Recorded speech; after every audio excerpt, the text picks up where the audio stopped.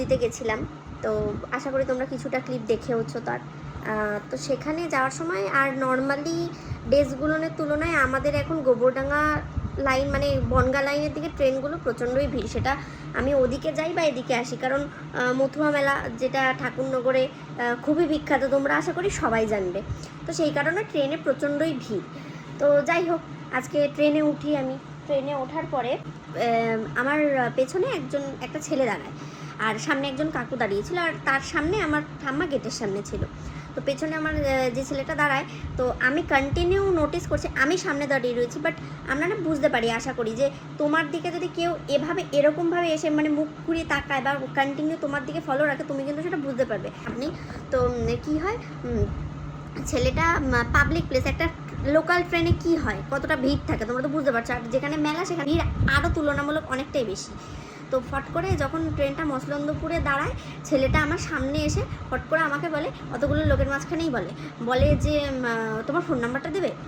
মানে ভাই, এখন এখানে কিছু মানুষ কমেন্ট করতে আসতেই পারে, যে পছন্দ হতেই পারে, বলতেই পারে। তো তখন আমি রিপিটে শুধু জাস্ট আমি বলি যে পাবলিক প্লেসের মধ্যে না থাবড়ে গাল সোজা করে দেবো। তো বলার পরে সাথে মসলন্দপুর থেকে লোকও ঢুকছে, এবার আমাকেও ঠেলতে ভিতরে যান। তো এই হচ্ছে কি আমাদের পশ্চিমবঙ্গের অবস্থা। পাবলিক প্লেসেও একটা মেয়েকে কিছু বললে পাশের লোকগুলো দাঁড়িয়ে দেখলেও মানে কিছু বলে না।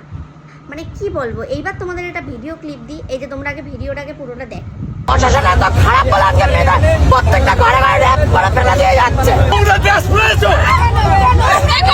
আশা করি দেখতে পেলে। রিঙ্কি দিদির চ্যানেলেও হয়তো তোমরা দেখবে ভিডিওটা, যে রিঙ্কি দিরা মেলায় যায়, কেউ তাদের ব্যাগ টাচ করে, দেন তারা যখন পুলিশকে বলতে যায়, পুলিশের রিপ্লাইটা ঠিক এটা ছিল যে বাজে ড্রেস পরে এসছে।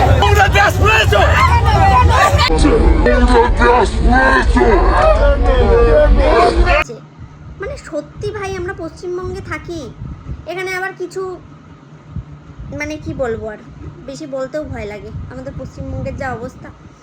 তো এরা আবার কিছু কথা বলতে আসবে, সে বলতেই পারে, সেটা কোনো কথা না। তা এই হচ্ছে কি অবস্থা, মানে মানুষ, মেয়েরা দিনে বেরোক বা রাতে বেরোক, সবেতেই সমস্যা। তা আমি মনে করি মেয়েদের জন্য এবার একটা মানে খাঁচা তৈরি করা হোক, যে মেয়েরা এবার দিয়ে আর বেরোবে না। বেরোলেই তো এরকম ফেস করতে হবে, পুলিশও এরকম কথা বলবে যে খারাপ ড্রেস কেন পরে। তা বলি, আজকে তো আমি ভালো ড্রেস পরে আইছিলাম, মানে গেছিলাম ট্রেনে, পুজো দিতে গেছিলাম। তো এরমভাবে তাহলে পাবলিক প্লেসে বললো, তাহলে সেইখানে লোকগুলোকে প্রোটেস্ট করলো না কেন? উত্তরটা দাও আমারে সবাই, কমেন্ট বক্সে উত্তর দিয়ে যেও। এই হচ্ছে গিয়ে ব্যাপার আমাদের পশ্চিমবঙ্গ।